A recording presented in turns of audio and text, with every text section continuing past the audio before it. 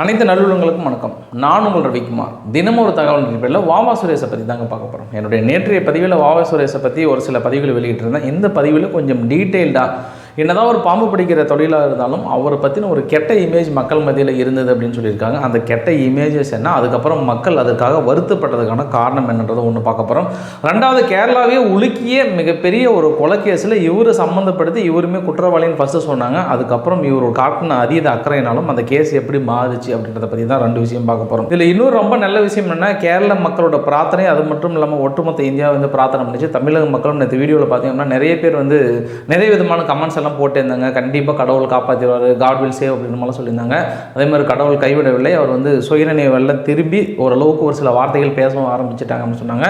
எனினும் இப்போ தான் நம்ம கொடுக்குற மருந்து அவருக்கு தேவையான ஒத்துழைப்புகள் எல்லாமே கொடுக்குது. இதுக்கப்புறம் அவர் வந்து பிழைத்து விடுவார் அப்படின்னு டாக்டர் சொல்லிட்டாங்க. அப்படி இருந்தும் இன்னும் ஒரு 48 மணி நேரம் வந்து கண்காணிப்பில் தான் இருக்குன்னு சொல்லியிருக்காங்க. இத்தனை நாள் ஐசியூவில் இருந்தார், இப்போ ஐசியூவில் இருந்து கொஞ்சம் மாதிரி நார்மலான ப்ரீத்திங் கொஞ்சம் வந்திருக்கிறாரு அப்படின்ற மாதிரிலாம் நல்ல செய்தியும் சொல்லியிருக்கிறாங்க. இந்த நல்ல செய்தியெல்லாம் தாண்டி இந்த வாவா சுரேஷ் என்பவர் எப்படி இதுக்குள்ளே வந்தார், மக்கள் அவர் மீது வைக்கப்படுகிற குற்றச்சாட்டு என்ன, எவ்வளவோ நல்ல பேர் இருந்தாலும் மக்கள் ஒரு பக்கம் குற்றம் சொல்ல மக்கள் இருக்க தானே செய்கிறாங்க.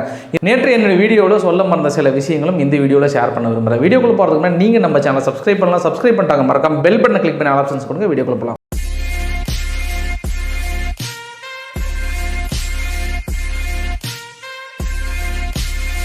நேற்றைய பதிவில் வாவா சுரேஷ் அவர்கள் பாம்பு பிடிக்கும் போது அந்த கால தொடப்பகுதியை கொத்திச்சு இல்லையா, அதுக்கப்புறம் வந்து அவர் சுயநினைவிலிருந்து உடனே ஹாஸ்பிட்டல் கொண்டு போயிட்டார் அப்படின்ற மாதிரிலாம் சொன்னேன். ஆக்சுவலாக நேற்று அதில் ஏன்னா ஒரு மிஸ்கம்யூனிகேஷன் ஆயிடுச்சு.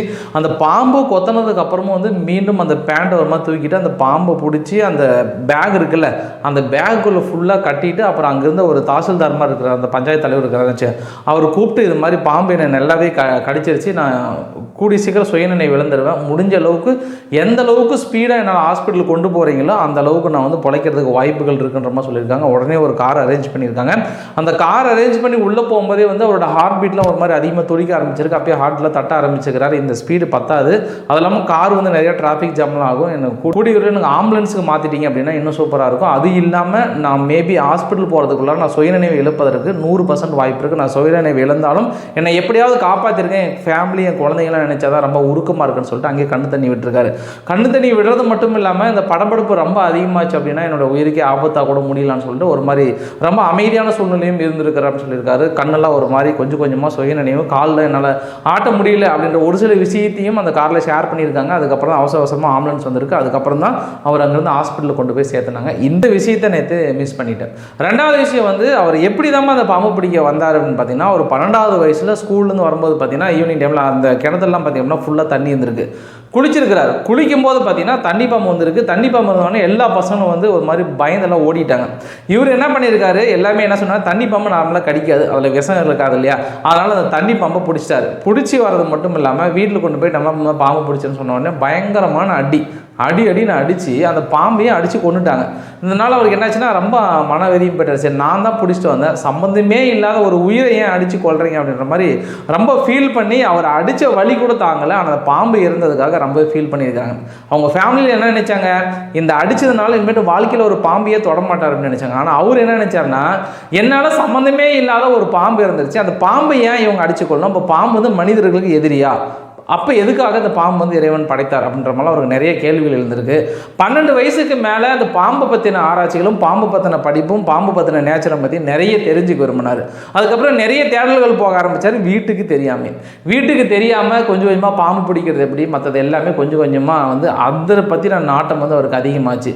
இதுக்கெல்லாம் ஒரே ஒரு இன்சிடென்ட் அவர் வந்து தன்னுடைய பேட்டியில் சொன்னது காரணம் என்னென்னா, என்னையை மட்டுமே அடித்து அந்த பாம்பை விட்டுருந்தாங்க அப்படின்னாங்கன்னா மேபி நான் வந்து அந்த திசை பக்கம் போயிருக்க மாட்டேன், அது தேவையில்லாமல் அந்த ஒரு உயிரை கொண்டதுனால அதுக்கான காரணங்களையும் அதுக்கான தேடல்களையும் போனதுனால தான் இவ்வளோ விளைவு, இவ்வளோ நான் பாம்பு பிடி மன்னனாகவும் இருக்காருன்னு சொல்லியிருக்காரு.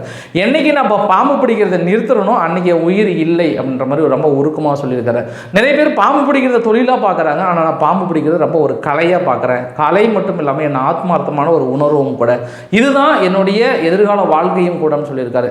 என் வீட்லேயும் சரி என் மனைவியும் சரி தொடர்ந்து எனக்கு எதிர்ப்பு தெரிவிச்சுட்டே இருக்கிறாங்க. அது இல்லாமல் நிறைய சண்டைகள் எங்களுக்கு வந்துட்டு தான் இருக்குது.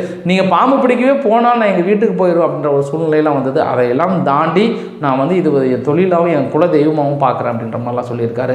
அது இல்லாமல் இதில் இன்னொரு ரொம்ப டிஸ்டர்பன்ஸ் என்னென்னா, ஒருத்தர் வந்து பாம்பு பிடிக்கிற அப்படின்னா நேராக நம்ம என்ன பண்ணுவோம், வனத்துறை கால் பண்ணுவோம். வனத்துறைக்கு அடுத்த ஆப்ஷன்ஸ் பார்த்திங்க அப்படின்னா நேராக வாவா சுரேஷ் அவர்கள் தான். ஒரு நாளைக்கு கிட்டத்தட்ட 100 அழைப்புகள் வரும்னு சொல்லியிருக்காரு. அதில் நான் 20 இடத்துக்கு கம்பல்சரி போயிடுன்றாரு. அந்த 20 இடத்துக்கு போனாலும் உங்களுக்கான வருமானங்கள் எப்படி வருது அப்படின்னு கேள்விகள் வைக்கப்பட்ட போது அங்கே போகும்போது அவங்களா பார்த்து ட்ராவலிங் எக்ஸ்பென்சஸ் மற்றது எல்லாமே கூப்பிடுவாங்க. காரணம் அவங்க ஃபோன் கால் வரும்போது வந்து அவ்வளோ படபடப்பாகவும் அவ்வளோ வந்து ரொம்ப ஒரு மாதிரி பதட்டமாகவும் கூப்பிடுவாங்க. எப்படியாவது எங்களை வந்து காப்பாற்றுங்கிற சூழ்நிலை தான் இருக்கும். எங்கள் ஏரியாவில் பாம்பு வந்துச்சு அப்படின்ற மாதிரிலாம் சொல்லுவாங்க. ஸோ அதனால் நான் ஒரு கலையாகவும் சும்மா பணம் கொடுங்கலாம் நான் அறிக்க மாட்டேன். அவங்களாம் கொடுத்தாங்கன்னா வாங்கிக்க முடிஞ்சிருக்காரு. அதையும் தாண்டி இவருக்காக ரோட்டரி கிளப், லயன்ஸ் கிளப்லாம் வந்து தொடர்ந்து உங்களுக்கு முழுக்க வந்து நிறைய ஹெல்ப் பண்ணிட்டு தான் இருக்கிறாங்க. உங்கள் ஃபேமிலிக்கும் சரி இவருக்கும் சரி ஃபண்டிங் கொடுத்துட்டு தாங்கிறாங்க. ஸோ அதனால தான் இவரை பாராட்டி 2012 இவருக்கு ஒரு கவர்மெண்ட் ஜாப் கொடுக்கப்பட்டதுன்னு சொன்னால் அந்த கவர்மெண்ட் ஜாப் மறுக்கப்பட்டது. நான் மக்களுக்காக வாழ்கிறேன்னு சொல்லியிருக்காரு.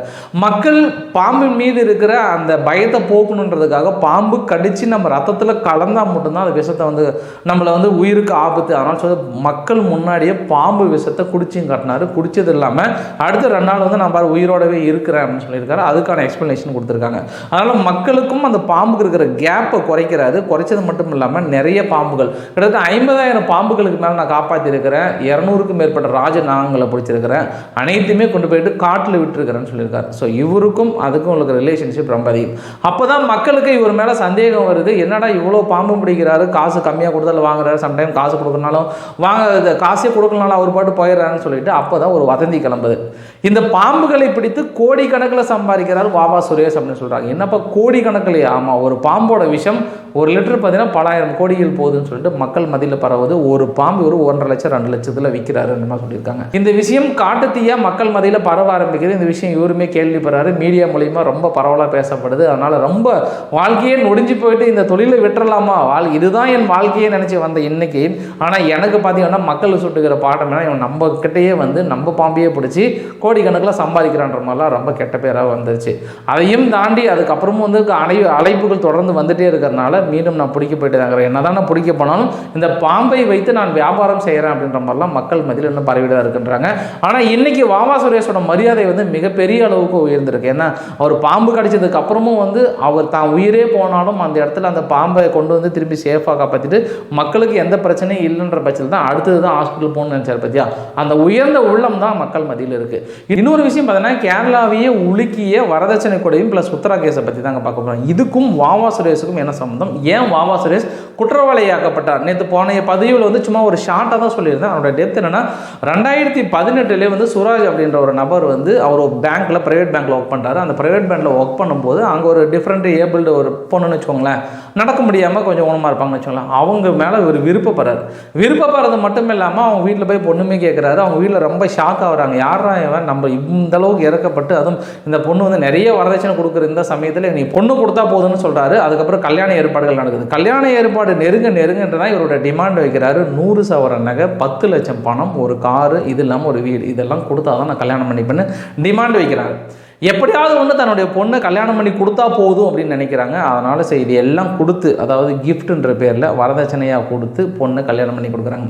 பொண்ணை கல்யாணம் பண்ணி கொடுத்ததுக்கப்புறம் இவனோட தேவை அடங்கவே இல்லை. இன்னும் மீண்டும் நிறைய கேட்குறாங்க. அதெல்லாம் அந்த பொண்ணை வந்து கொஞ்சம் கொஞ்சமாக அடிக்க ஆரம்பிக்கிறாங்க. அந்த பொண்ணு வந்து வீட்டில் சொல்கிறாங்க. அந்த வீட்டில் வந்து ஒரு முடிவு எடுக்கிறாங்க. இதுக்கப்புறம் நீ அங்கே இருக்க வேண்டிய சூழ்நிலை, நீ எப்படியாவது வீட்டுக்கு வந்துடுமான்ற இன்னும் 1 மாதத்தில் பேசி தீர்த்துக்கலான்னு சொல்லிட்டு கஷ்டப்பட்டு சொல்லி வீட்டுக்கு அனுப்புகிறாங்க. வீட்டுக்கு அனுப்புகிற அந்த நேரத்தில் பார்த்தீங்கன்னா திடீர்னு எதிர்பாராத விதமாக அன்றைக்கி காலையில் அவங்க எந்திரிக்கிறது மட்டும் இல்லாமல் சுயநினைவே இல்லாமல் இருக்கான்னு சொல்லிட்டு அர்ஜென்ட்டாக ஹாஸ்பிட்டலில் கொண்டு போய் சேர்த்துறாங்க. ஹாஸ்பிட்டலில் என்ன சொன்னாங்கன்னா பாம்பு கடிச்சிருச்சு அப்படின்னு சொல்லிட்டு இருக்காங்க. பாம்பு எப்படி திடீர்னு கடிக்கின்ற மாதிரி எல்லாத்துக்கும் சந்தேகம் வந்து அப்போ தான் அவர் மேலே வந்து சர்ப்ப தோஷம் அவங்க மேலே இருக்குன்ற மாதிரி அவங்க வீட்டில் ஒரு சாமியார் மூலமாக சொல்ல வச்சுக்கிறாங்க. அவங்க வீட்டில் போய் நம்பிட்டாங்க. இதனால் கடுமையாக பாதிக்கப்பட்ட உத்தரா அவர்கள் 52 நாள் வந்து சுயநினைவே இல்லாமல் நடக்க முடியாமல் ரொம்ப கோமா ஸ்டேஜில் இருந்துக்கிறாங்க. 52 நாளுக்கு அப்புறம் வந்து தன்னுடைய ரெகுலர் நிலைமை கொஞ்சம் கொஞ்சமாக மாறி இருக்கிறாங்க. அதெல்லாம் நிறைய பிளாஸ்டிக் சர்ஜரியுமே கொண்டு பண்ணிவிட்டு அவங்க வீட்டில், அதாவது அம்மா வீட்டில் இருந்துக்கிறாங்க. திரும்பி 52 நாள் கழித்து இந்த சூராஜ் என்ற நபர் வந்து ஒய்ஃபை பார்க்க போயிருக்கிறாங்க. ஒய்ஃபை பார்க்க போயிட்டு அன்றைக்கி நைட் அவங்க கூட இருந்திருக்கிறாங்க. திடீர்னு பார்த்தீங்கன்னா காலையில் எழுந்திரிச்சு போயிட்டாரு. காலையில் என்னடா எப்பயுமே உத்தரா வந்து சீக்கிரமாக கீழே இறங்கி வந்துடுவாங்க. ஆனால் இன்னுமே வரல, ஏன்னா 2வது மாடியில் வீடு, அதனால சீக்கிரம் போய் பார்க்குறாங்க. அங்கே பார்த்தா வந்து சுயநினைவே இல்லாமல் ஒரு மாதிரி எந்த ஒரு அசைவுமே இல்லாமல் இருக்கிறாங்க. அவங்களை கொண்டு போய் ஹாஸ்பிட்டலில் சேர்த்துறாங்க. அதுவும் இல்லாமல் அந்த ரூமில் பார்த்தீங்கன்னா ஒரு நாகப்பாம்பு ஒன்று இருந்திருக்கு. அந்த நாகப்பாம்புமே பிடிக்கிறாங்க. இப்போ ஆனால் கொண்டு போகிற வழியிலே இறந்து போயிடுறாங்க. இப்பயுமே அவங்களுக்கு பெரிய அளவுக்கு சந்தேகங்கள் வரல. சந்தேகங்கள் மீறி அவங்க பொண்ணு சொன்னது எல்லாமே அனலைஸ் பண்ணிட்டு அதுக்கப்புறம் தான் வந்து கேஸாக ஃபைல் பண்ணுறாங்க. எப்போ 3-4 மாதத்துக்கு அப்புறம் தான். அதுக்கப்புறம் தான் அந்த சூராஜ் நபரை பற்றி ஃபுல்லாக டீட்டெயில் அனலைஸ் பண்ணுறாங்க. இவரோட ஃபுல் ஸ்டடீஸ் பார்த்தீங்கன்னா பாம்பை பற்றி தான் முழுக்க படிச்சிருக்கிறாங்க. பாம்பை பற்றி படிக்கிறது மட்டும் இல்லாமல் இவர் பாம்பை வந்து 2 டைம் விலைக்கு வாங்கியிருக்காரு, அதாவது வித்துட்டாரு அப்படின்ற மாதிரி சொன்னாங்க. கொடுக்கறது மட்டும் இல்லாமல் இன்னொரு ஸ்டேட்மெண்ட்டுமே கொடுக்குறாரு. நம்ம பாம்பு பிடிக்கல ரொம்ப பெரிய ஆள், அப்படி இருந்தும் பாம்பு எந்த ஒரு இடத்துல எங்கெல்லாம் இருக்கும், இந்த இடத்துல இங்கே வராதுக்கான சூழ்நிலை என்ன, இங்கே ஏன் இருக்காது அப்படின்ற கம்ப்ளீட் டீட்டெயில் எல்லாமே கொடுக்குறாங்க. இந்த கேஸுக்கு மிக முக்கியமாக மிகப்பெரிய ஒரு திருப்பு முனையாக அமைஞ்சது வாவா சுரேஷ் அப்படின்ற நிறைய ஆதாரங்களை கொடுத்தாரு. இரண்டாவது ஆதாரங்கள் என்ன விஷயம்னு பார்த்தீங்கன்னா, பாம்பு நார்மலாகவே நம்ம நடந்து போனோம் அப்படின்னா அது ஊர்ந்து வரும்போது கடிக்கவே கிடையாது. பர்டிகுலராக பாம்பு நைட்டு நம்ம படுத்தோம் அப்படின்னா அது ஏறி தான் போகும், அது கடிக்கவே கடிக்காது. ஆனால் இறந்த தடவையும் வந்து உத்தரா வந்து பர்டிகுலராக எப்படி கடிச்சிருக்குன்னு பார்த்தீங்கன்னா, அவர் தன்னுடைய நீதிபதி முன்னாடியும் சரி தன்னுடைய விசாரணை போது என்ன சொல்லியிருக்காருன்னா, இதுக்காகவே அந்த சூராஜ் அவர்கள் தனிப்பட்ட முறையில் பயிற்சி எடுக்கிறாரு. பயிற்சி எடுத்தது மட்டும் இல்லாமல் அந்த பாம்பு இருக்குல்ல, அந்த பாம்பு ஃபஸ்ட்டு விட்டுருக்காரு, ஊர்ந்து போயிருக்கு, 2வது விட்டுருக்காரு, ஊர்ந்து போயிருக்கு. அந்த ஒய்ஃபோட கையை எடுத்து இப்படி தலைமையில் போட்டு 2 தட்டியிருக்காரு. அதுக்கப்புறம் தான் அந்த பாம்பு கோவமாகி கொத்திருக்கு. அது நாகப்பாம்பு பார்த்தீங்கன்னா 2-3 டைம் 4 டைம் மேலே கொத்தவே இல்லையா. அந்த காலை எடுத்து வேணும்னு இப்படி கீழே போட்டதுக்கு அப்புறம் தான் அது கொத்திச்சு. அந்த கொத்தினதுக்கப்புறம் அந்த பாம்பு கொண்டு போயிட்டு மேலே ரூமில், அந்த மேலே ஒரு அலமாரி மாதிரி இருக்குல்ல, அந்த இடத்துல விட்டுருக்காரு. இன்னும் ரொம்ப சோகமான விஷயம் என்னன்னா, அந்த பாம்பு உங்களுக்கு கடிக்கணுன்றதுக்காக அவர்கிட்ட வாங்கிட்டு அந்த பாம்பு வந்து 30 35 நாள் எந்த ஒரு உணவுமே கொடுக்காம பசியில் ஒரு வெறிய அலைய விட்டுருக்கிறாரு. இப்படி பசியில் கொத்தும் போது அந்த பாம்பு வந்து மனிதர்கள் சீக்கிரம் இருந்துருவாங்கன்ற இந்த அளவுக்கு ஸ்டடீஸ் படிச்சிருக்காரு. இதையெல்லாம் கடந்து இந்த ஒரு முக்கிய வரதட்சணை மிக கொடுமையான இந்த கேஸுக்கு ரொம்ப முக்கிய ஆதாரமாக விளங்கினது வாவா சுரேஷ் அவர்களுடைய வாக்குமூலம் தான்.